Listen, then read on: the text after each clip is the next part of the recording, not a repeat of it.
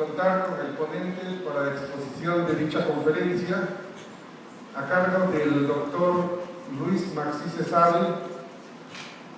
Él es poblano, egresado de la Facultad de Derecho de la Benemérita Universidad Autónoma de Puebla, tiene una maestría en Derecho Penal y doctorado en Administración Pública. En cuanto a actividades académicas, ha sido catedrático a tiempo completo en la Universidad Autónoma Metropolitana, Unidad Azcapotzalco de la Ciudad de México. Ha sido catedrático de la UAP, UPAED, Anáhuac y diversas universidades en los estados de Veracruz, Tabasco y Quintana Roo. En cuanto a publicación de obras, actualmente tiene 16 obras publicadas, en su mayoría en derecho laboral, sobresaliendo la nueva Ley Federal del Trabajo comentada, que es la única vigente del autor. Aquí hay una pequeña corrección, es comentada, que es la única vigente de autor vivo. Es académico del número de la Academia Mexicana de Derecho del Trabajo, con sede en la Ciudad de México. Ha tenido diversos cargos a nivel federal y local. Ha sido procurador de la Defensa del Trabajo, magistrado presidente del Honorable Tribunal de Arbitraje del municipio de Puebla por 9 años, también jefe del Departamento Jurídico de la Corporación de Policía Auxiliar del Gobierno del Estado de Puebla. Hemos resumido el currículum del doctor a fin de no hacer cansada esta conferencia y sobre todo para centrarnos en el tema importante que es precisamente la reforma laboral. También hacer mención que están aquí con nosotros en el presidium los otros dos colegas organizadores del evento, que es a mi lado izquierdo está el licenciado José Francisco Bautista España, y aquí a la derecha el licenciado José Ríos Zelaya. Y bueno, le vamos a dar el uso de la voz al ponente para que nos pueda ilustrar con conocimiento sobre este tema tan importante. Adelante, bienvenido.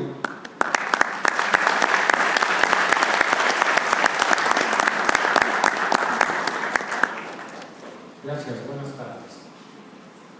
Es muy importante que entendamos esta famosa reforma constitucional en materia laboral. ¿Por qué? Porque es un cambio significativo en la cuestión laboral. Para mí, desaparece el derecho del trabajo, desaparece el espíritu que tenía el constituyente del 17. Voy a hacer una pequeña reseña como antecedente por qué México da esta transformación. La Organización Mundial, la Organización para la Cooperación y el Desarrollo Económico, la OCDE,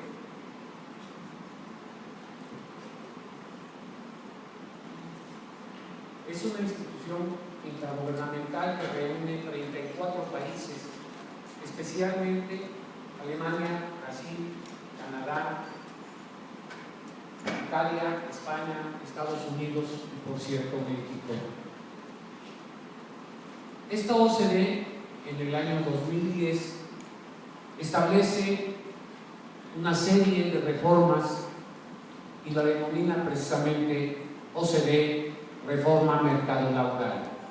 Nos habla de que debe haber una flexibilidad en los salarios y en la contratación, menos costos en el despido de los trabajadores, y aquí es donde vemos en la reforma de 2012 que se reducen sustancialmente los salarios de, como decía la Corte en 1946, era por todo el tiempo en que durara el juicio, lo vamos a ir viendo más adelante, a solo 12 meses de salarios caídos. Habla del trabajo hacia los jóvenes, menores, mujeres e incapacitados. Aquí encontramos la reforma del artículo 170, en donde da la oportunidad a las mujeres que están embarazadas de otorgarles 4 semanas de las 6 que tienen derecho antes del parto para que sea en forma posterior al parto. ¿Qué implicó esto? Un beneficio para la mujer. Esto sí es real. Nos dice que hay que eliminar las listas basadas en prioridades de antigüedad. Recordemos que la ley establecía el escalafón. ¿Qué implicaba el escalafón? Conforme a los años de trabajo, los trabajadores iban ascendiendo. A partir de la reforma, dice la OCDE, no debe de ser así, sino en base a las actitudes que tenga el trabajador, no tanto la antigüedad ni la actitud. Nos habla de mayor transparencia a la representación sindical. Aquí hay una transformación radical en las cuestiones obreras o cuestiones colectivas. Nos hablan de los contratos temporales, ¿sí?, y por tiempo parcial. En la reforma del 2012 se modifica y se crea el artículo 39A al 39F, donde viene la contratación del aprendizaje por tiempo determinado, y ahorita lo vamos a ver más adelante. Nos habla del contrato laboral, la capacitación y busca las competencias en el ámbito laboral y el famoso contrato de aprendizaje. Nos dice también que hay que fortalecer el control sobre las obligaciones tributarias y de seguridad social. ¿Qué pasó ahora? ¿Qué estamos viendo actualmente? Ahora se les entregan a los trabajadores los comprobantes de pago a través de los CFDIs. Esto lo establece la OCDE desde 2010. Obligan a México a acatar estas instrucciones. Fomentan el periodo a prueba. Esto en cierta manera creo que es conveniente, porque ¿qué pasaba con los trabajadores, los jóvenes que salían de las universidades? Iban y pedían trabajo. ¿Qué les decían? ¿Qué experiencia tienes? No, ninguna. ¿Cómo voy a tener experiencia si no me dan la oportunidad de aprender? Entonces se establece este famoso periodo a prueba. Vamos a ver si funciona. Sí, lo vamos a ir viendo más adelante cómo está. Reducir el costo.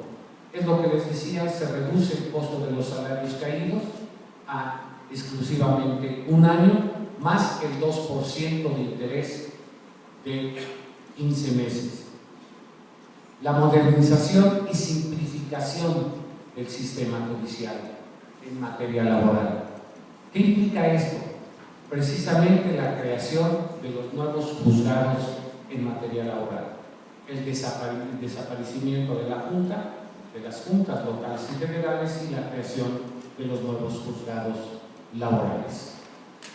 Esta reforma, que se publica el 24 de febrero de este año, nos establece diversos artículos que han sido reformados, principalmente el 107 y en forma general diversas fracciones del 123.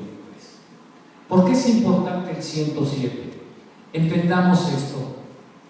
La fracción 3 del 107 nos dice: cuando se reclamen actos de tribunales, escuchemos esta palabra, tribunales judiciales, administrativos, desaparece la frase del trabajo, ¿sí?, cuando va a proceder el amparo. Nos dice el inciso D, en materia laboral, cuando se reclamen sentencias definitivas. ¿Qué implica esto? Si recordemos, nuestra ley dice no hay recursos en materia laboral. Ahora los va a haber. Al irnos al Poder Judicial, federal o local, vamos a seguir el trámite de un juicio civil. Simplemente va a haber que hay que interponer la demanda ante el juez civil, quien le revisa en el ámbito federal, el unitario, y de ahí al tribunal colegiado. En el ámbito local, el juez la sala, puede haber una sala en materia laboral, o debería de haber una sala en materia laboral, y después al tribunal colegiado. Esta reforma se da precisamente para entender que sí se transforman las juntas en juzgados laborales. ¿Qué es lo que va a pasar aquí? Que ahora hay que agotar el principio de definitividad. No podemos interponer como lo hacemos ahora. Una vez que tengamos la sentencia o resolución o laudo de la Junta, interponíamos el amparo directo. Ahora hay que agotar este principio de definitividad.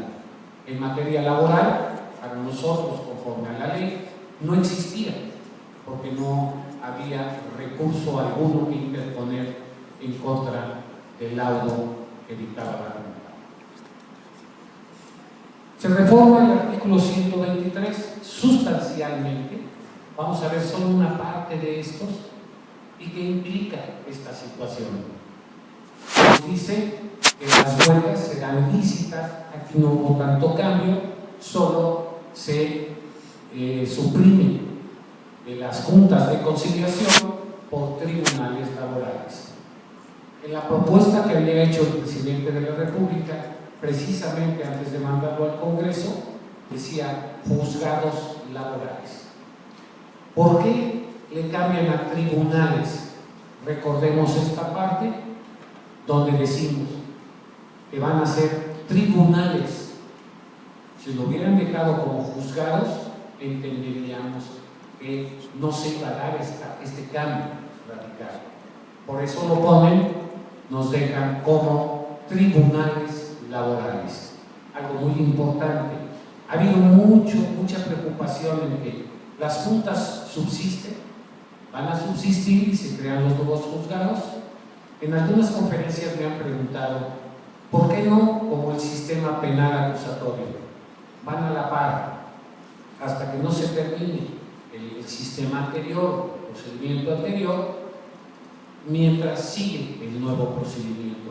No, aquí sí lo están haciendo radical, se van a traspasar todos los expedientes, lo vamos a ver más adelante, ¿sí? Y va a ser un impacto brutal para tanto litigantes como trabajadores. Nos dice igual esta reforma, cuando se celebren contratos colectivos de trabajo, se deberá de acreditar precisamente la representación de los trabajadores. Es cierto, esta es adecuada. Hemos abusado del derecho colectivo, también del derecho individual. Pero en el derecho colectivo, ¿qué hacen? Y que constantemente lo vemos. Tan solo en las obras de construcción llegan y emplazan, dicen, ¿tus trabajadores? No, estoy emplazando y háganme los gastos, ¿sí? Esto se ha dado mucho.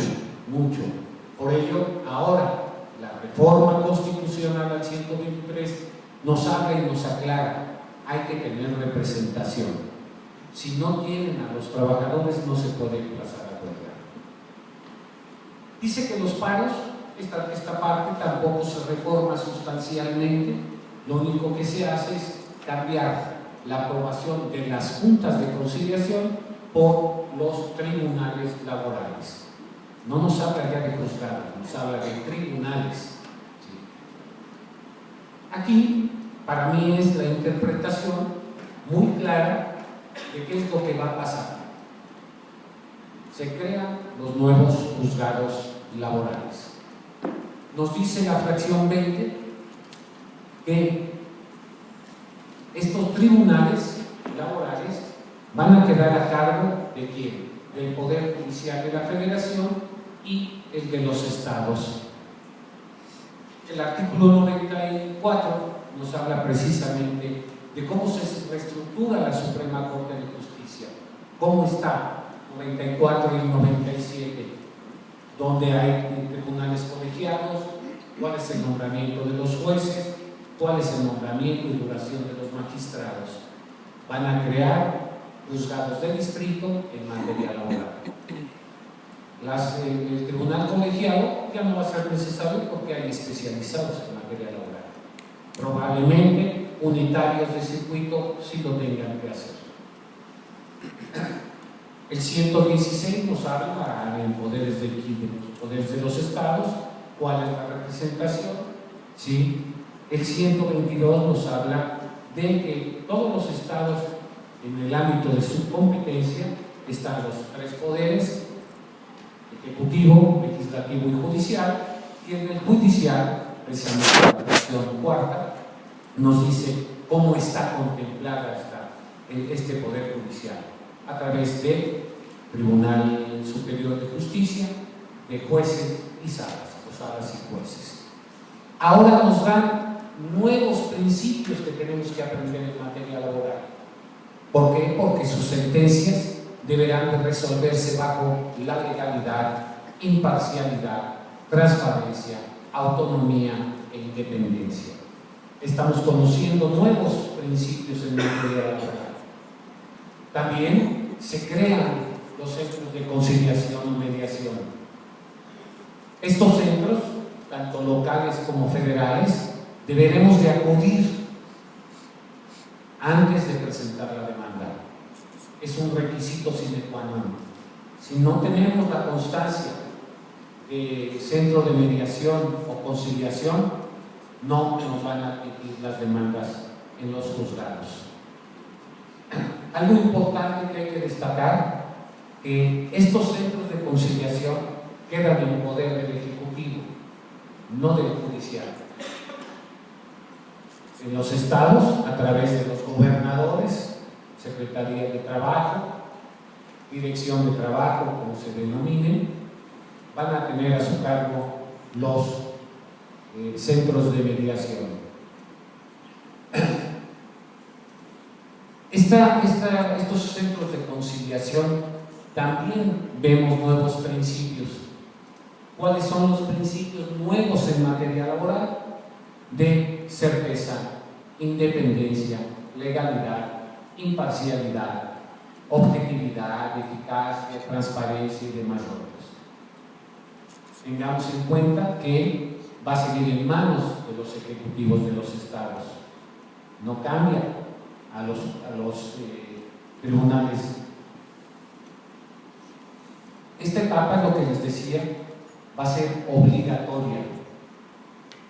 No podemos presentar las demandas si no pasamos primero en la etapa de conciliación o mediación. En esta etapa se establece que debemos de acreditar personalidad como patrones. Independientemente de ahora, como abogados tenemos que exhibir nuestra cédula profesional. Vamos a representar tanto al trabajador como al patrón, y ahora sí vamos a ocupar el artículo 11 de la Ley Federal del Trabajo. ¿Cuál es? La representación del patrón, que obliga al patrón a lo expresamente pactado. Aquí vamos a comparecer, se va a levantar un acta, ¿sí? Un acta circunstanciada, en el sentido de que cómo se desahogó esa conciliación, quién es el que no quiso llegar al arreglo. Nos van a obligar, entre comillas, y ahorita les voy a decir por qué nos van a obligar a llegar al arreglo, ¿sí? Y con esa acta vamos a comparecer, vamos a presentar nuestra demanda para que nos las admitan a trámite. Establece también esta reforma que se van a establecer reglas para que los convenios adquieran la calidad de cosa juzgada, así como la ejecución. Fíjense, ahora es una autoridad administrativa ante la que vamos a comparecer, que no puede dictar sus resoluciones ni ejecutarlas. Hagamos de cuenta como si estuviéramos en la Profeco.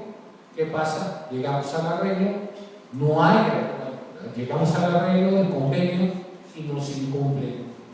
¿Qué tenemos que hacer? Ir a materia civil y ejecutarla. Aquí va a ser igual.